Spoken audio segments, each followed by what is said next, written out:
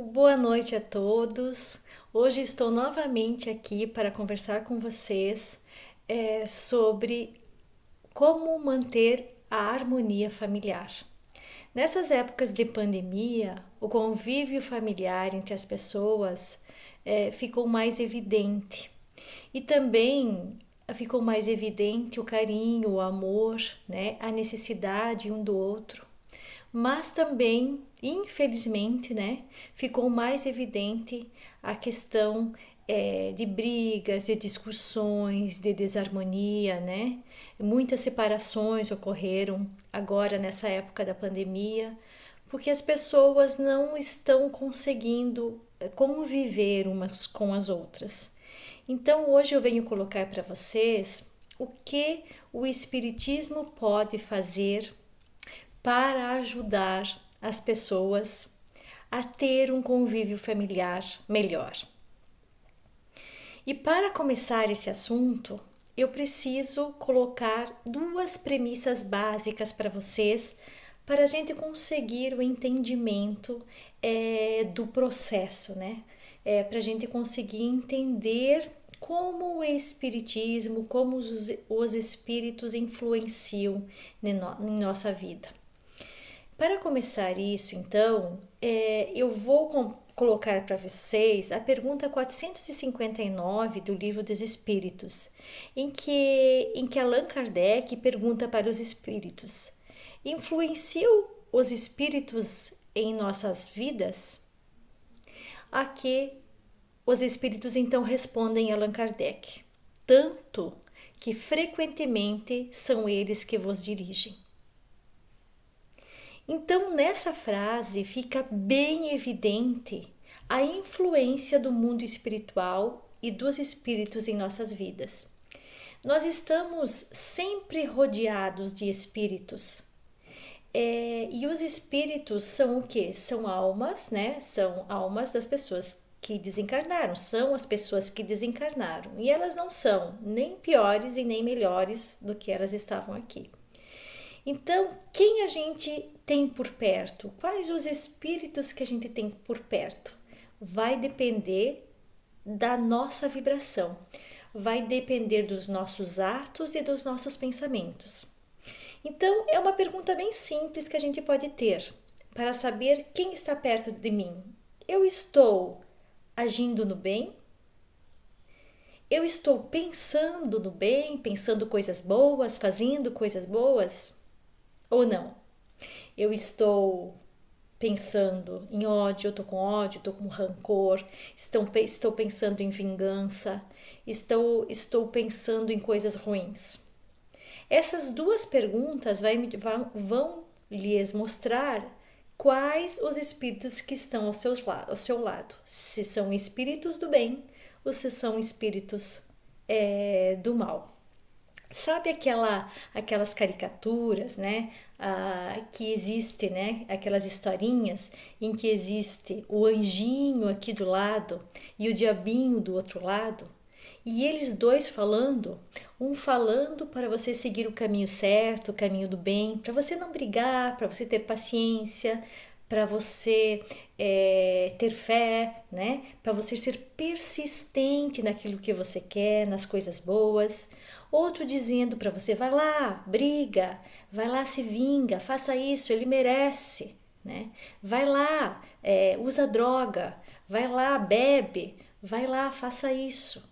Então, isso, de uma certa forma, é verdade. É claro que não existe o diabinho, né? O anjinho e tal, mas existem os espíritos bons e os espíritos ruins que estão aqui para nos influenciar. O nosso anjo da guarda, os nossos mentores espirituais, né? Os nossos entes queridos que desencarnaram, que estão querendo o nosso bem, né? Que estão querendo nos influenciar para o bem. E do outro lado, né? Os espíritos vingativos, os espíritos brincalhões e até os nossos inimigos de outras encarnações que estão nos obsediando e querendo que nós realmente vamos para o fundo do poço, que a gente faça as coisas erradas e que a gente vá para o fundo do poço. Então, a gente precisa escolher, né, quais espíritos queremos ao nosso lado.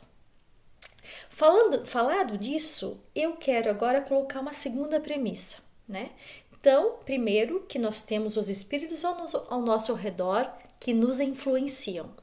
Segundo, né, que nós reencarnamos para a nossa evolução, para o nosso adiantamento, né? Então, vamos reencarnar tantas vezes precisamos para evoluirmos, para espiarmos erros do passado e para realmente aprendermos a sermos bons, a sermos espíritos puros. Nessa reencarnação, a gente vem, né, com um planejamento reencarnatório e já definido quais são os espíritos que irão fazer parte da nossa família carnal, né? Então nós vamos renascer junto com as pessoas, junto com os espíritos que nós necessitamos para a nossa evolução. Esses espíritos podem ser de dois tipos, né? Os espíritos que fazem parte de nossa família espiritual, que são os espíritos que têm a mesma ideia que a nossa, né? Espíritos que a gente já aprendeu a amar. E tem o segundo tipo de espíritos, espíritos que nós precisamos ainda aprender a amar. Espíritos que foram nossos inimigos em outras reencarnações, espíritos que fizemos mal ou que eles nos fizeram mal, né? E que precisamos agora nos reconciliar e aprender a nos amar. E aí explica então por que a gente tem aquelas antipatias e simpatias mútuas, né? Ou antipatias gratuitas que a gente não sabe. Ela nunca me fez mal nenhum, mas por que eu não gosto dela? Por que ela não me desce, né? E o outro lado também é verdadeiro. Agora, a gente encontra uma pessoa e essa pessoa, nossa, ela nunca me fez nada de bem, mas eu sinto uma atração por essa pessoa, eu sinto que a gente se dá bem. Então, a gente veio para resgatar, para aprender a amar, e a outra, ela veio para nos ajudar, para nos impulsionar, para trabalharmos junto para o adiantamento nosso. E no nosso círculo familiar, então, nós podemos ter espíritos da nossa família espiritual, espíritos afins, espíritos que a gente se dá muito bem, e na grande maioria nós temos os espíritos que a gente precisa ainda desenvolver, perdoar, aceitar o perdão, desenvolver o amor. Então, às vezes, vem como filho um espírito que foi nosso inimigo em outra reencarnação. Porque uma mãe aprende a amar, né? A criança indefesa, que a gente não vai lembrar que esse espírito foi nosso inimigo. Mas a gente lá no início, a gente diz, mas por que eu não consigo me apegar? Por que às vezes tem a depressão pós-parto? Por que às vezes tem aquela angústia que não consegue, parece que não consegue amar? A explicação geralmente é essa. Era porque era talvez um desafeto nosso em outra encarnação e que viemos nessa encarnação para nos perdoar, para nos amar, para aprender a amar. Então, dito isso, a gente pode entender o porquê de tantos problemas nas famílias, né, de hoje em dia. Porque no nosso planeta, no planeta Terra, que o planeta Terra é um planeta de provas e expiações, ainda somos muito imperfeitos, né? Então, é um planeta de provas e expiações, então ainda existe muita dor, muita raiva, muito ódio para consertar. Então, a gente nasce com as pessoas que precisamos para a nossa evolução, né? Precisamos estar aqui, precisamos estar com essas pessoas e precisamos aprender a amar e nos tornar pessoas melhores. Então, já sabemos duas coisas, né? Que os espíritos nos influenciam e que nascemos para espiar, para aprender a amar, né?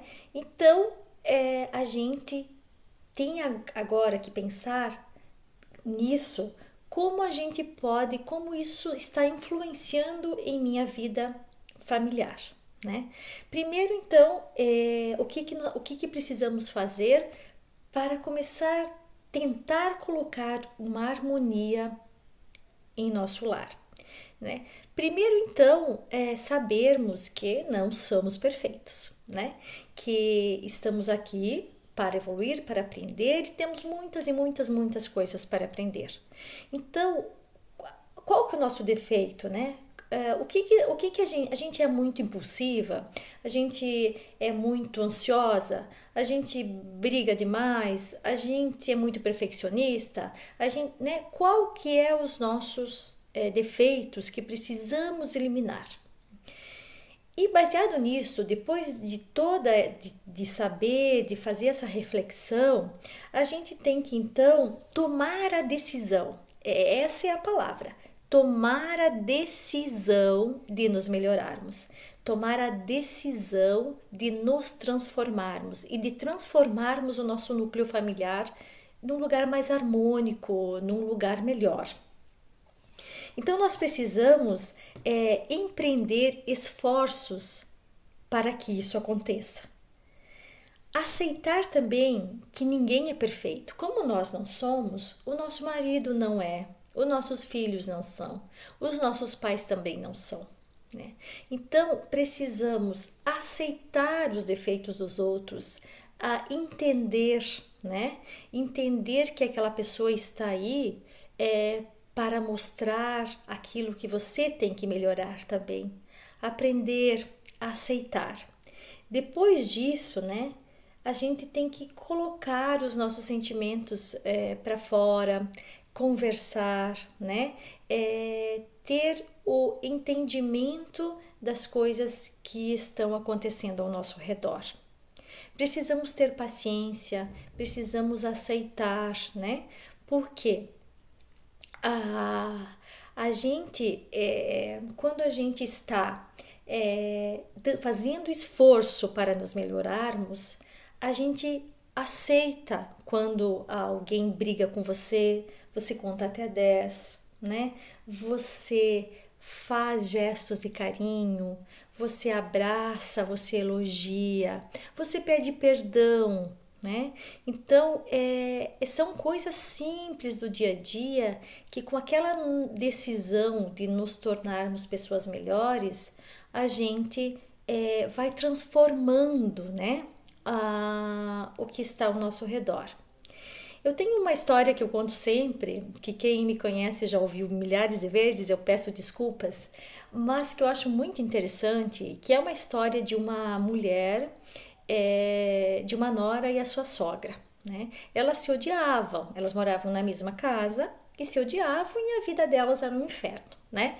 Delas, do marido, da família era um inferno porque uma falava mal da outra, uma não gostava da outra e assim transformava a vida delas no inferno.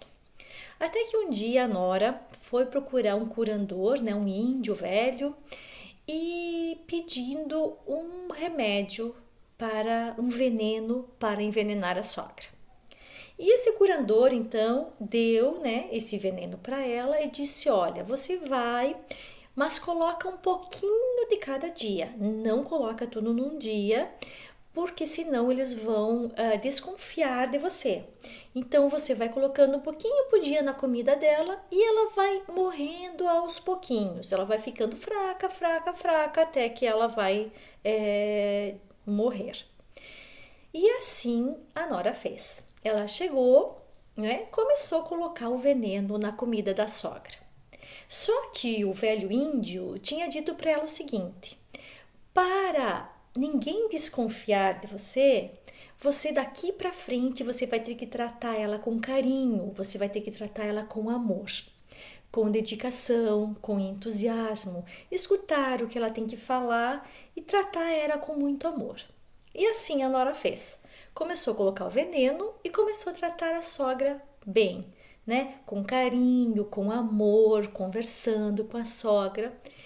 E isso um dia após o outro, acontece que a sogra, percebendo a mudança da nora, também começou a tratar a nora melhor. E as duas começaram a se dar muito bem. Até que um dia a nora então diz: não, mas eu não quero mais matar minha sogra. Minha sogra é uma pessoa querida, é uma pessoa do bem. A gente agora está se dando bem. Ela correu para o índio e pediu: olha, eu preciso agora de um remédio. Eu preciso reverter esse processo. Eu não quero mais que minha sogra morra. E então que o índio riu, né? E o índio disse: não, minha filha, o que você estava dando para a sua sogra não era veneno, era uma vitamina. Então você fica tranquila que a sua sogra não irá morrer. A única coisa que eu quis é ensinar vocês a amar, a perdoar e a se dar bem. Então, na sabedoria do velho índio, ele ensinou aquela nora o caminho da harmonia em seu lar. Então, isso começa, né? A gente tem que começar pela gente. A mudança é nossa. Mas o que eu quero agora dizer para vocês, mais do que tudo, é que se a gente, mesmo a gente às vezes querendo melhor, se a gente tiver a influência daquele diabinho aqui, né? A influência espiritual ruim na nossa casa, dentro do nosso lar, mesmo às vezes a gente com o pensamento elevado, a gente com o pensamento melhor, esses espíritos não nos atingem, mas eles podem atingir os nossos filhos, o nosso marido, né? A nossa sogra e quem estiver ao nosso redor que às vezes não está acostumado com ter um pensamento melhor, que às vezes se deixa levar mais fácil por pensamentos negativos. Então, essa fluência externa dos espíritos podem desestruturar todo o nosso núcleo familiar.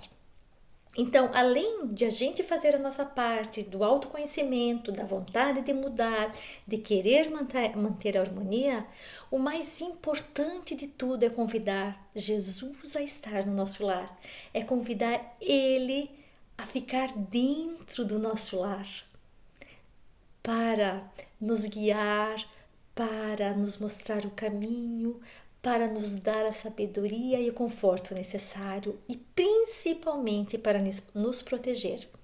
Então precisamos o que? Fazer o Evangelho no lar. O Espiritismo nos mostra que esse é o caminho. O Evangelho no lar o que é? A gente escolhe um dia da semana, um dia só, uma horinha, nem vai uma horinha, de meia hora, uma hora, numa semana, não é nada, absolutamente nada. A gente fica muito mais, muito mais vendo as redes sociais, muito mais vendo novela, ou vendo TV e fazendo nada às vezes, né? Então é só um tempinho que a gente tira por semana, que a gente pega. Tem que ser sempre no mesmo dia e no mesmo horário. Por quê? Porque nesse dia e nesse horário você vai ter a proteção dos espíritos amigos, protetores, que querem o bem seu e de toda a sua família, né? O espírito protetor de cada um da sua família, todos os espíritos de luz que querem ver a sua família ir bem. Então eles vêm nesse dia e nesse horário junto para fazer o Evangelho no lar. E você pega então esse dia, né? Por exemplo, eu faço todo domingo às 10 horas da noite. Por quê? Porque para mim esse horário é um horário que geralmente eu não tenho compromisso nenhum, geralmente não tem visita, né? Porque domingo à noite geralmente as pessoas já foram embora, que é um horário que eu tenho quase que absoluta certeza que eu vou estar em casa e eu tenho como fazer. Então você pega, a gente convida todas as pessoas da família, mas a gente não obriga, a gente só convida. Só participa quem quer, quem realmente está querendo mudar. Não tem problema se o marido não quer, se o filho não quer. Faça você sozinha, tá? Faça, mas comece. Depois, né, com o tempo, pode ser que os teus familiares façam com você. Se eles aceitarem, ótimo, melhor ainda, né? Quanto mais pessoas, melhor. Mas não se pode obrigar ninguém a rezar, não se pode obrigar ninguém a fazer a oração, porque se as pessoas entrarem com raiva e com ódio, essa oração não vai ter sentido nenhum, não é? Então, vamos marcar esse dia, vamos convidar as pessoas da casa, vamos sentar na mesa, vamos pegar um copo com água, vamos pegar o Evangelho segundo o Espiritismo e a gente pode fazer de duas maneiras. A gente pode iniciar o Evangelho e começar lendo, ou a gente pode abrir ao acaso e ler um trecho do Evangelho.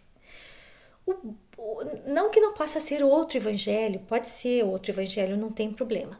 O Evangelho segundo o Espiritismo é bom porque ele coloca as passagens de Jesus, coloca os ensinamentos, mas ele também tem a explicação embaixo. Então fica mais fácil o entendimento. Então nesse dia, né, com o copo com água, a gente primeiro faz uma abertura, né? Uma oração de abertura, que pode ser o Pai Nosso, ou pode ser alguém da família pedindo aos bons espíritos que acompanhem, que que acompanhem a reunião, né? Que intuam a todos o melhor atendimento, o melhor entendimento de todo o Evangelho. Depois disso se abre então o Evangelho, se lê uma parte, se comenta o que você entendeu, o que você não entendeu, né? O que Jesus quis dizer com isso, como é que eu posso colocar esses ensinamentos de Jesus na minha vida. Então, faça alguma conversa. Depois disso, a gente faz o que a gente chama vibração. É uma oração que a gente pede por todas as pessoas. A gente até pode fazer um roteiro pelas pessoas que estão doentes, pelas famílias, pelos drogados, pelas crianças, pelos professores, pelas escolas, pelos dirigentes do mundo inteiro, pelo fim do Covid, pela nossa família. Daí pode pedir pelos nossos pais, pelos nossos filhos. Então, faça uma oração pedindo para todos aqueles que necessitam do mundo inteiro. Depois disso, faz o encerramento e cada um toma um gole daquela água, porque é uma água fluidificada. É uma água que os espíritos de luz que estão aí colocam, energizam para cada um tomar e se sentir melhor. Esse evangelho, com o tempo, esse evangelho no lar, o que ele cria? Ele cria uma couraça de luz ao redor do nosso lar. E essa couraça, essa proteção, não permite que os espíritos ruins penetram. É aquela questão de vibração, né? Aquela questão, ó, bate, volta, não entra, porque a vibração do bem não permite que vibrações ruins entram no nosso lar. Então, com o tempo, essa vibração você espalha pelos vizinhos, se espalha pela cidade. Se todo mundo fizesse isso, com certeza as nossas cidades estariam melhores, o nosso mundo estaria bem melhor. Então, se a gente começa a tentar se transformar, não esperar pelos outros, não querer que meu marido mude, que meu filho mude, não querer que a minha sogra mude, que eu posso me mudar, eu posso fazer a minha parte. Então começa por mim. O evangelho também comece por mim. E com essa proteção divina, vocês vão perceber a mudança que vai ter dentro do lar em termos de energia, em termos de harmonia, né? Melhora os nossos pensamentos, melhora os nossos sentimentos, a nossa casa fica com outro astral. Evitar de falar palavrões, evitar de gritar, porque tudo isso vai impregnando não só em nós, mas nos nossos móveis, na nossa casa, né? Chico Xavier já falava da egrégora, né? Das coisas, vai penetrando, vai criando aquela coisa ruim. Com o passar do tempo, com palavras de carinho, com palavras de amor, né, com palavras, com sentimentos melhores, essa vibração vai se transformando e a nossa casa vai se transformar num lugar muito melhor para se viver, muito melhor. Então, era isso que eu queria passar para vocês hoje, como conseguir manter a harmonia, né? Dizer que para que todos saibam que os espíritos podem sim influenciar tanto para o bem como para o mal, né? Que nascemos com um planejamento, que nascemos com as pessoas que devemos estar, se é filho com problema, se é pai com problema, né? Se é uma sogra chata, assim, a gente precisa estar aí. A gente precisa dessas pessoas e elas precisam de nós. Então, é esse o entendimento que temos que ter. Os espíritos influenciam, sim, depende de nós escolher quais os espíritos que queremos. Nascemos junto ao local e às pessoas que precisamos para evoluirmos e podemos sim fazer a nossa parte para que realmente esse planejamento, essa nossa reencarnação dê certo. Que podemos sim nos melhorar, tomar a decisão de sermos pessoas melhores, de sermos mais pacientes, principalmente mais carinhosos, distribuindo mais amor, mais perdão, né? Mais alegria, mais compreensão, mais abraços, mais união. E com o Evangelho no lar, nós vamos estar com isso garantido, né? Porque Deus, como sempre, nunca nos abandona, Deus sempre está no nosso lado e Ele, com certeza, vai deixar todos os espíritos de luz nos ajudando nessa nossa transformação. Uma boa noite a todos e muito obrigada por me ouvirem até aqui.